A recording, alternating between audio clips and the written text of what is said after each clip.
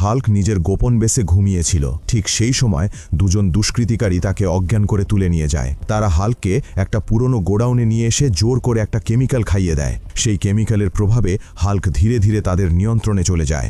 দুষ্কৃতিকারীরা হাল্ককে আদেশ দেয়, যাও, পুরো শহর ভেঙে তছনছ করে এসো। নিয়ন্ত্রণ হারানো হাল্ক শহরে ঢুকে তাণ্ডব শুরু করে। কোথাও বিশাল বিল্ডিং ভেঙে পড়ছে, কোথাও বাস আর লরি তুলে আছড়ে ফেলা হচ্ছে। ভয়ে মানুষ শহর ছেড়ে পালাতে থাকে। এরপর আবার হাল্ককে গোডাউনে এনে ঘুম পাড়িয়ে দেয়া হয়। দুষ্কৃতিকারীরা এবার আরও ভয়ঙ্কর প্ল্যান করে। তারা পুরো পৃথিবী দখল করতে চায়। এই খবর পৌঁছে যায় ক্রিসের বাবা বিজ্ঞানী রোহিত মেরার কাছে। সে নিজের ল্যাবে দিনরাত রিসার্চ করে এমন এক কেমিক্যাল বানায় যা হাল্ককে আবার স্বাভাবিক করতে পারে। কিন্তু সেই কেমিক্যাল হাল্কের শরীরে দেওয়ার সাহস কেউ পাচ্ছিল না। ঠিক তখনই ক্রিস নিজেই এগিয়ে আসে। সে একা হাল্কের সামনে যায়। কেমিক্যাল ইঞ্জেকশন দিতে যেতেই হাল্ক তাকে এক ঘুষিতে ছিটকে ফেলে। মাটিতে পড়ে উঠে ক্রিস বলে,